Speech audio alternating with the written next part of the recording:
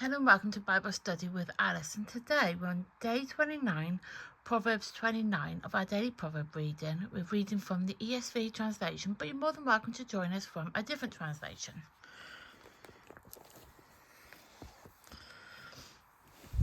As you can see, we are on Proverbs 29.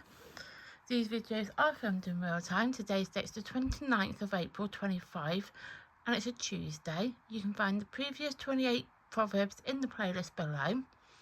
There is a disclaimer as usual, and that is one, these videos are unedited, and also, and it's more than likely will happen, that I'll stumble my wording. Let's get started.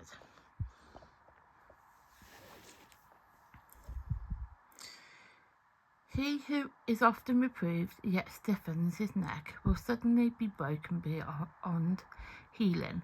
When the righteous increase, the people rejoice, but when the wicked rules, the people groan. 3. He who loves wisdom makes his father glad, but a companion of prostitutes squanders his wealth. By justice a king builds up the land, but he who exacts gifts tears it down. A man who flatters his neighbour spreads a net for his feet. An evil man is ensnared in his transgressions, but a righteous man sings and rejoices. 7. A righteous man knows the rights of the poor. A wicked man does not understand such knowledge. Scoffers set a city aflame, but the wise turn away wrath. If a wise man has an argument with a fool, the fool only rages and laughs, and there is no quiet. Bloodthirsty men hate one who blameless and seeks the life of the upright. So wait for it to come back in. 11. A fool gives full vent to his spirit, but a wise man quietly holds it back. If a ruler listens to falsehood, all his officials will be wicked. The poor man and the oppressors meet together. The Lord gives light to the eyes of both. If a king faithfully judges the poor, his throne will be established forever. The rod and reproof gives wisdom, but a child left to himself brings shame to his mother. When the wicked increase, transgressions increases, but the righteous will look upon their downfall.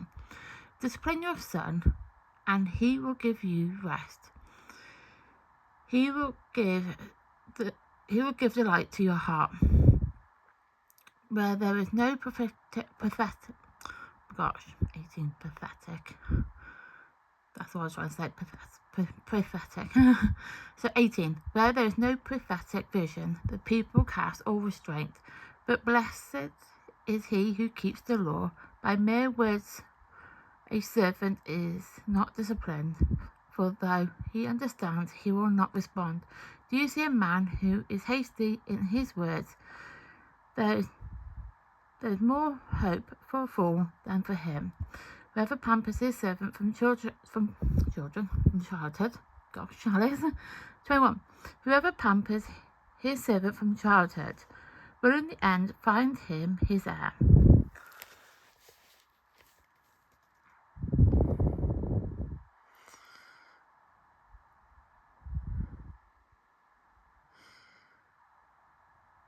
Just 22. A man of wrath stirs up strife, and one gives to anger causes much transgression. One pride will bring him low, but he who is loudly in spirit will obtain honour. The partner of thieves hates his own life. He fears the curse, but discloses nothing. The fear of man lays a snare, but whoever trusts in the Lord is safe. Many seek the face of a ruler, but it is from the Lord that a man gets justice. An unjust man is an abomination to the righteous, but one who is straight is an abomination to the wicked. That took some time, and got a bit stumbled on a few of those words. So that is 29 complete. Tomorrow we will be doing 30.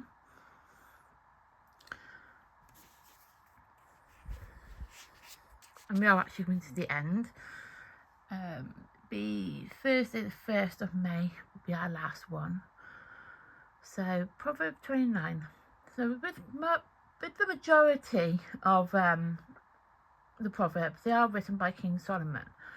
But historians and scholars aren't 100% sure when during King Solomon's reign that these Proverbs were written.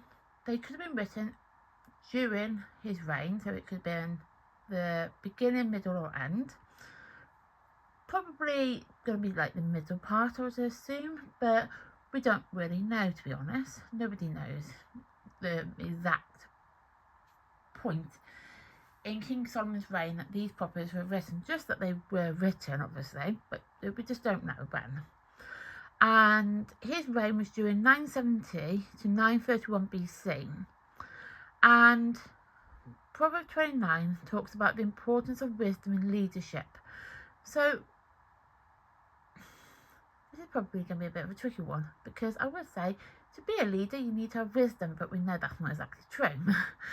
So to be a good leader is probably the better way we're going to go with it, because we can talk about bad leadership and we can look at bad leadership here, but to be a good leader, it is very important to have wisdom, to have understanding, knowledge and all those sorts of things, to be able to leadership whatever you're going to be leadershiping in. So for example, if you're a leader in a company, like a manager or have managerial responsibilities, and you're leading your team along, generally speaking the team would respond more effectively if that leader has some kind of like wisdom, knowledge, some kind of core skills to be the best leader. Because we don't, in companies and stuff, you don't want that person who bosses people about, which is obviously the term for a boss, you know, bossing people about. We don't want people bossing people about. If you heard a noise, that was my doctor making a noise, so a notification. But anyway, you would want a you know, you wouldn't want that boss mentality. You want that leadership mentality. You want to be able to leadership people to do what is right and how to do things. And also what's really good with a leader is they will participate in the task as well. So case in point, I work in a team of therapists. My leader is actually a physiotherapist, because I work with physiotherapists, occupational therapists, all types of therapists, nurses, anybody basically. We were working in the NHS. Now in my particular little team, my actual leader is actually a very experienced physiotherapist, and she will go out of her office and she will work with the therapist with their patients. So if a patient's a bit I won't say challenging, because obviously that's not the correct term, but if the situations, like the social situation surrounding them, like they might have a complex health condition, and my team lead has seen plenty of people. She has worked with football players, she's worked with rugby players, she's worked in gyms, and she's worked with elderly people, she's worked in a hospital, on like an orthopedic hospital. She's worked in all areas of physiotherapy, so she does know what she's looking out for, and she does know the types of things she needs to work with. Now what my team likes about that is that she will go with that person or she will have a conversation with that person, and they could say, well, I've got this patient, this is what I've come across. I'm not too sure how we're supposed to move forward with this because I'm a bit stuck. I don't really know how to progress with this patient. Obviously, this patient's got potential, got rehab potential to improve. But I don't know quite how to go that little bit further with them. Is there any suggestions that you have? And then she will lead that back to my work colleague, and she will be like, why don't you try this, why don't you try that? There's plenty of options you can do with obviously physiotherapy and how to help people, but that type of thing. And I would say she's a good leader because she does have that wisdom, especially in physiotherapy and things like that.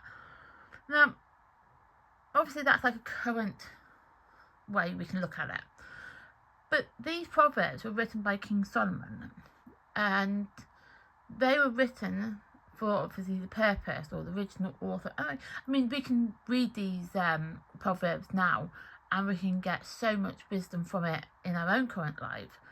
But when they were written, obviously the original purpose and the original audience were young men who were, going into like adulthood, and they could potentially become leaders and have that leadership role.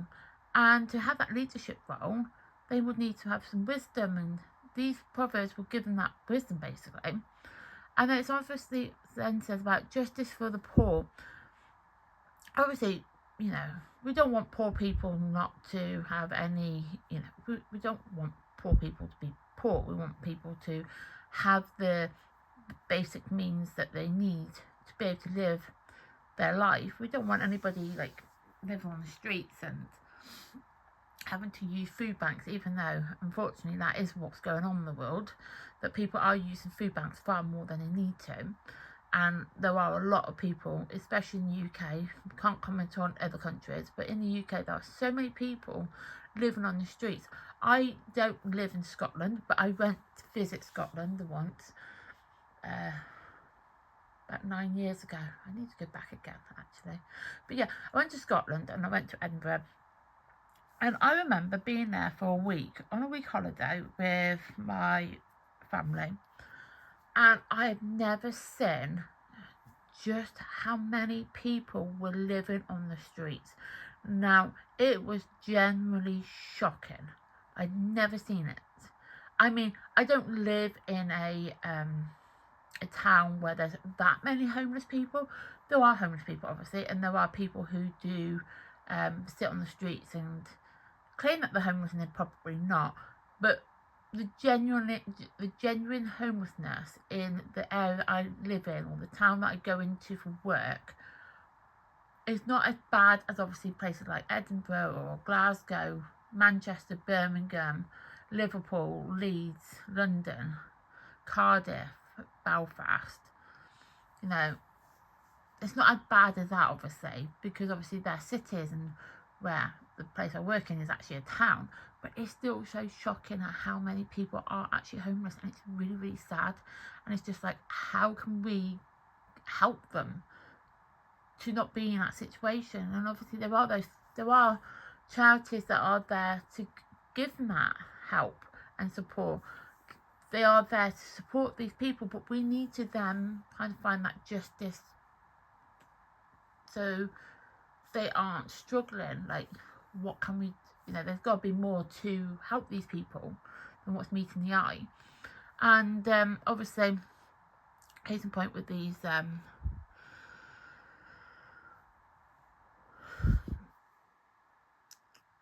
original audiences, they had that as well. They probably had a lot of obviously back in the biblical times when these proverbs were written, there was so much poverty going on, and it's just like trying to find wisdom and help and just give the right help to these people.